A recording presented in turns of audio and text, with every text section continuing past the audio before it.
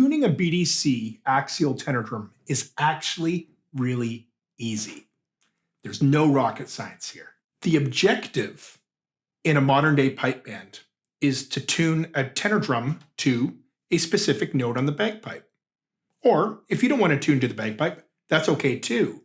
But the goal is to get this drum producing an identifiable fundamental note or pitch.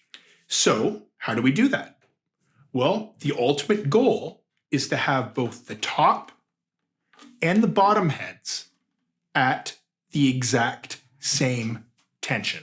Greg Bassani of the Australian Pipe Band College actually showed us in the early 1990s that the strongest fundamental pitch or note is produced when the top head and the bottom head are at the exact same tension. So that being said, let's get started and see how we can actually achieve that. In order to tune a BDC axial tenor drum, we really only need 4 things. A tuner of some type, and that could be an iPhone, iPad, Android, but a tuner. We need a tuner.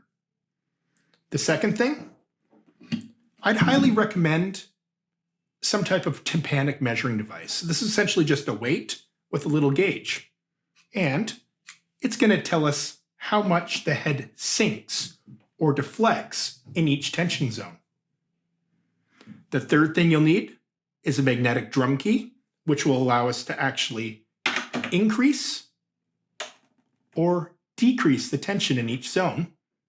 And finally, you'll need at least one beater of some type to be able to recognize whether your drum is actually producing the fundamental note or pitch that you're aiming for. Let's begin by assuming that we need to put brand new heads on our BDC axial tenor drum. Very simply, we're going to take our magnetic drum key and we're going to decrease the tension in each zone. When I say zone, I mean each point that we can alter the tension. Now, I want you to notice that you can just flip that entire rod back and it stays right there. That's really cool.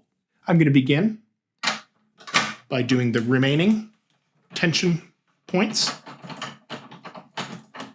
Same thing, almost. It flips back. I don't lose it that way. Next one.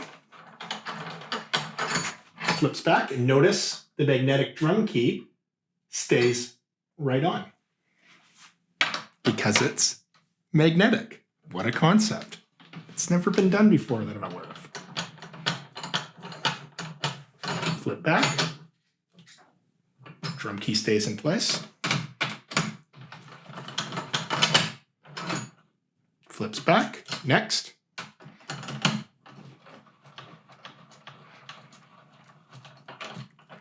And flips back. So you'll notice that all of our tension zones remain part of the drum, and we've got our counter hoop right here and our head right here. Inside the drum, you can see that 45-degree bearing edge right there. I love that for projection reasons. All right, we've now got our brand new tenor head ready to go.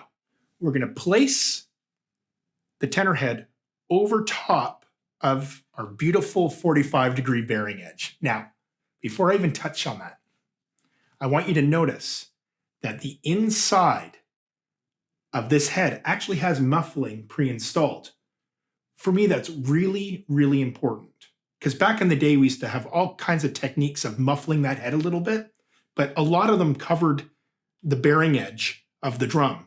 And as you can imagine, that would impact the projection of the instrument and really the overall tone or quality of the sound of the drum.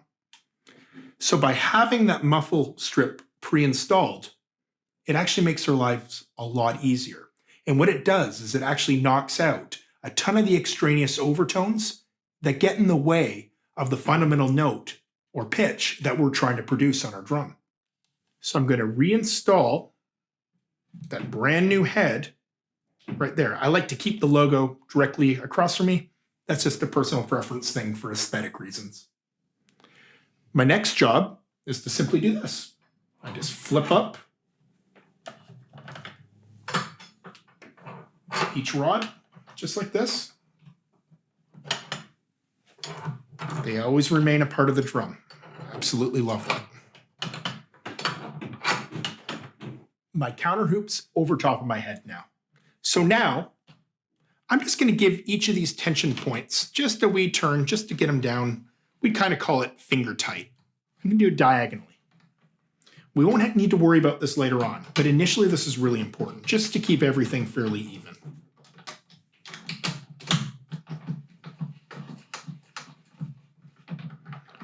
We're almost done. Yeah, tenor drums are so simple compared to snare drums.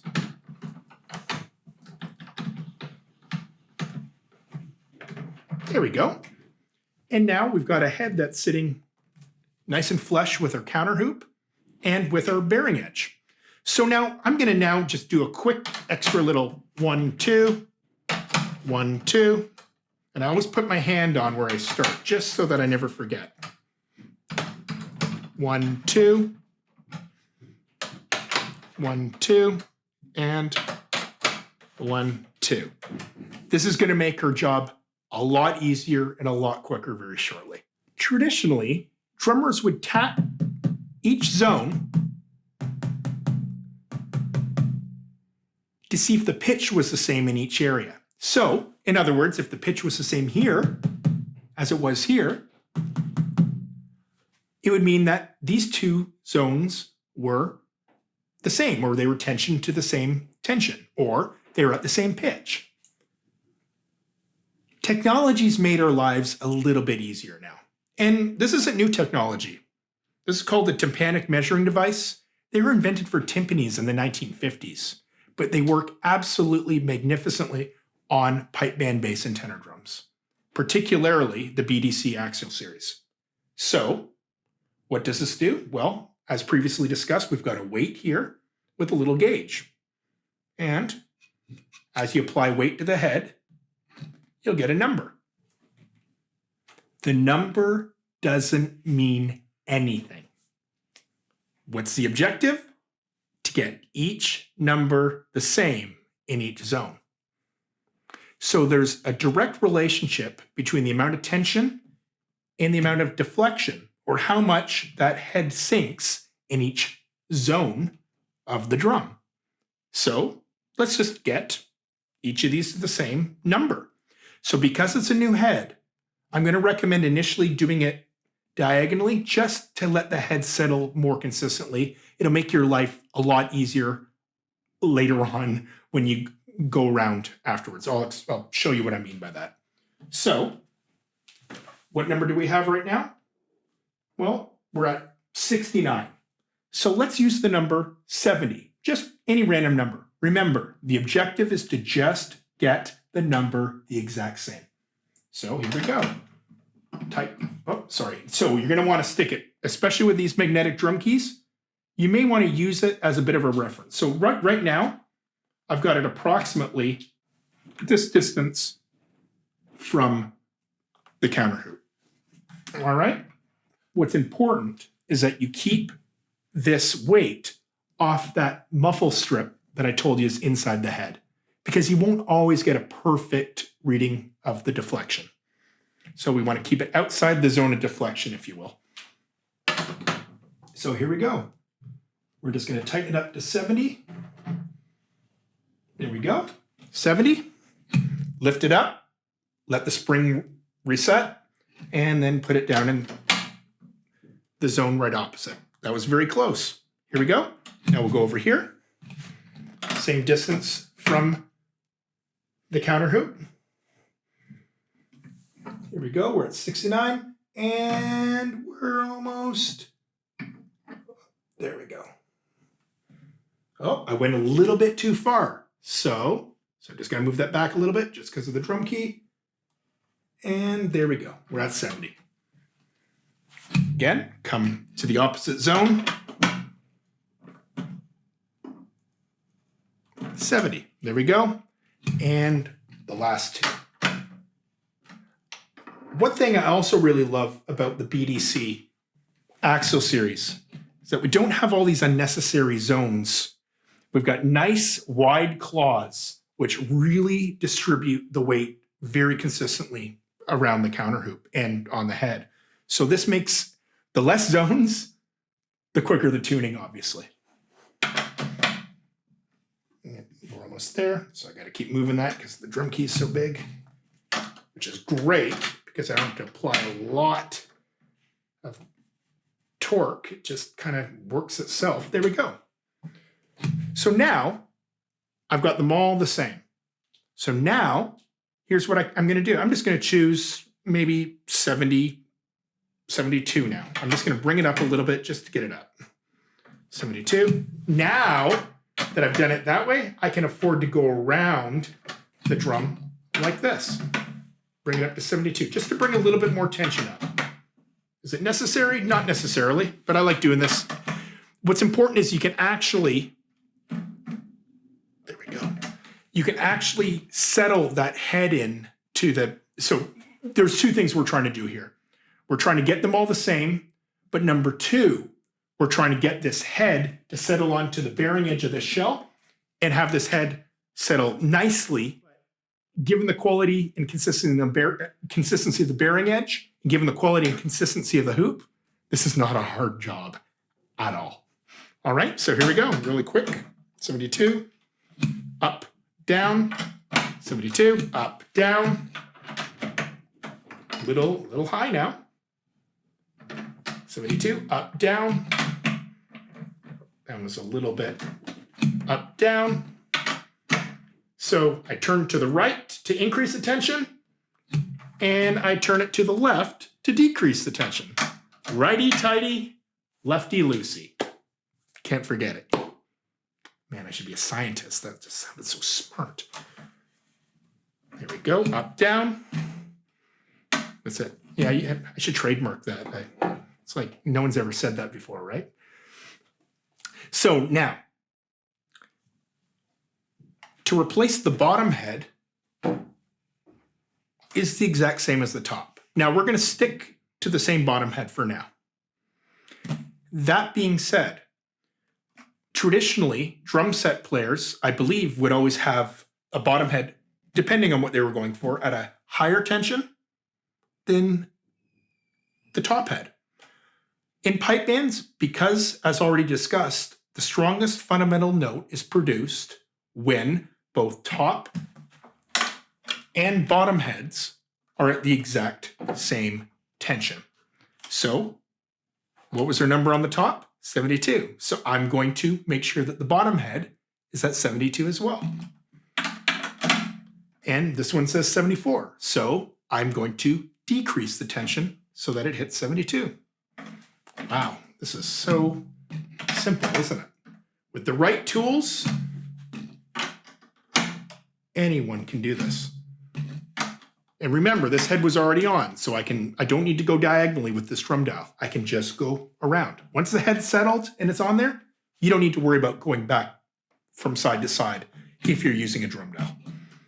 I think if you're using the old tap method, I'd probably highly recommend maybe still sticking to the diagonal route, but it's your call. There we go. That's it. And that's it. Okay, so right now we've got every zone at the exact same tension on both top and bottom heads. What that means is that our drum is producing an identifiable note or pitch that any human ear or judge in a pipe band or audience member will actually be able to identify or sing.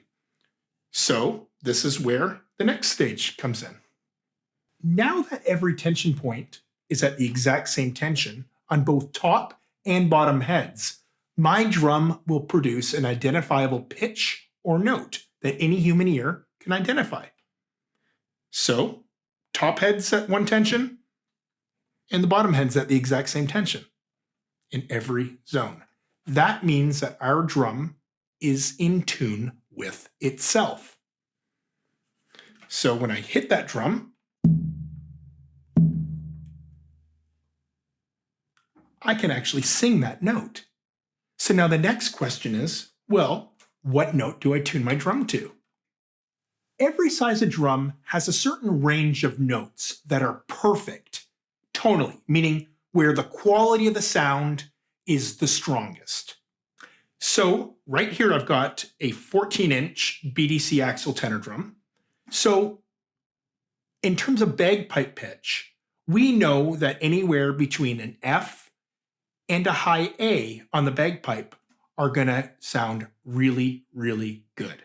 Now, if you're the only tenor drummer in your band, I really like an A because an A is the same note as the drones, meaning it just adds this additional harmonic element to the drone sound of a bagpipe.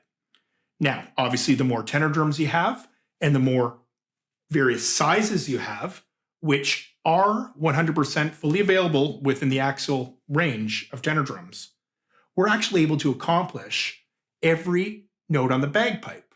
And the bagpipe has absolutely only 9 notes.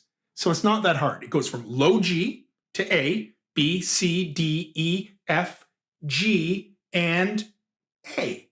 So this 14-inch tenor drum, it would be the standard smallest size. This is going to be able to accomplish anywhere between an F and a high A. So let's try getting this drum to a high A, because that's sort of the perfect note, especially if it's only you in the band. So what's the easiest way of knowing what note your drum's currently producing? Well, any tuner will be able to readily tell you, assuming each of these tension points is at the exact same tension on both top and bottom heads. If you have one zone that's out, you might start watching your tuner jump all over the place. So let's see what note our drum's currently at. So I'm going to put my tuner down. I'm going to tap my drum into the microphone of the tuner. Now you can do this from the top head as well.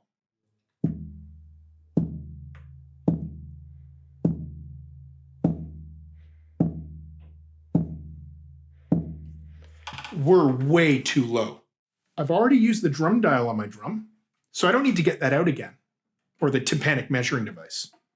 All I need to do to get my drum up to the pitch I'm looking to achieve is equally increase the tension on both top and bottom heads. So now we can get into I'll just give it a quarter turn in each zone.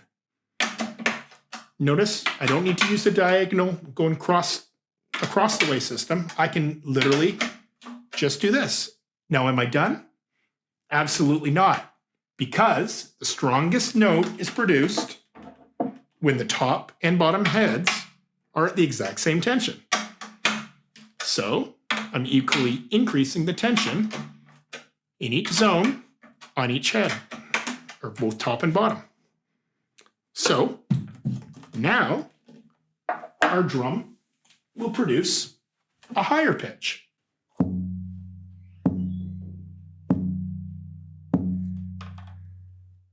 All right, we brought the tension up again, and I think we've got a pretty clean note right now.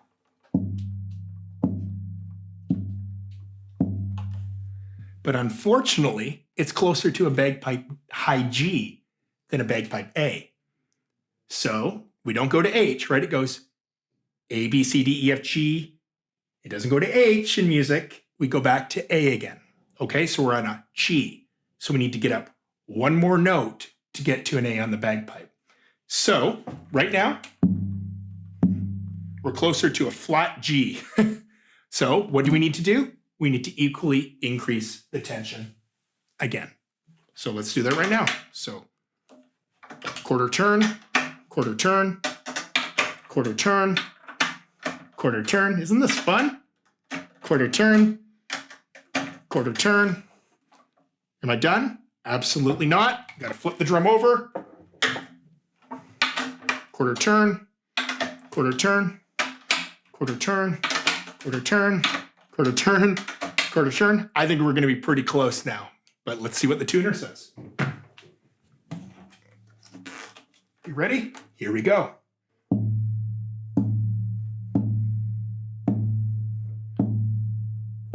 We're really close.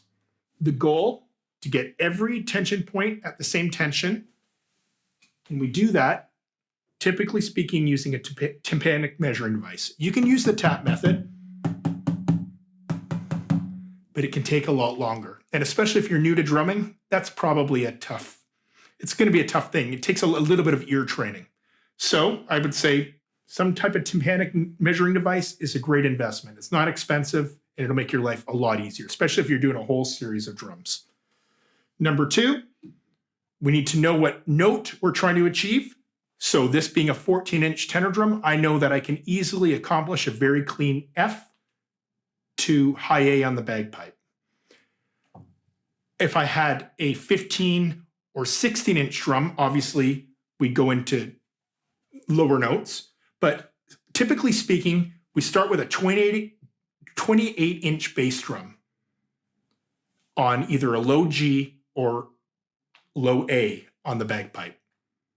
A 20-inch tenor drum will allow us to accomplish quite easily a B or a C on the bagpipe. An 18-inch tenor drum quite easily will allow us to achieve a C or a D on the bagpipe. A 16-inch, an E or an F on the bagpipe. A 15 sounds really good on an F or G. But if you want to get into those really high pitches like high G and high A, or I've even heard a high B tenor drum, even though the note technically doesn't exist on the bagpipe, this 14-inch drum just sings on those notes. So if you're trying to aim for the higher frequencies or the higher pitches, this is the right drum for you. If you're trying to go for the lower frequencies or the lower pitches, you're going to probably you can go anywhere from a 15 all the way down to a 20-inch tenor drum. But I would highly recommend sticking with a 28-inch BDC axial bass drum to accomplish a beautiful, absolutely gorgeous G, low G or low A to harmonize with the band. I typically try to stick with A on a bass drum for the same reasons why I tried to stick with high A on this tenor drum. It adds this additional dimension to the drone sound of a bagpipe. So since the drones are on A, if you have a bass drum on A, it actually just creates this low-end frequency underneath those drones. And this tenor drum right here will actually be in the exact same, it'll be the exact same note and in the exact same octave as the bass drone of the bagpipe. So that's really, really neat. You can actually enhance the drone sound of a bagpipe by using the right drums on the right notes. So there's your quick lesson on BDC axial tenor drum tuning. You can apply the exact same principle on a bass drum. All zones at the same tension on both heads, and then it's just a matter of equally increasing or decreasing the tension to get to the note that you'd like to produce. And if you don't have the ear, any tuner will allow you to accomplish that, whether it be on a smartphone or straight from the guitar store.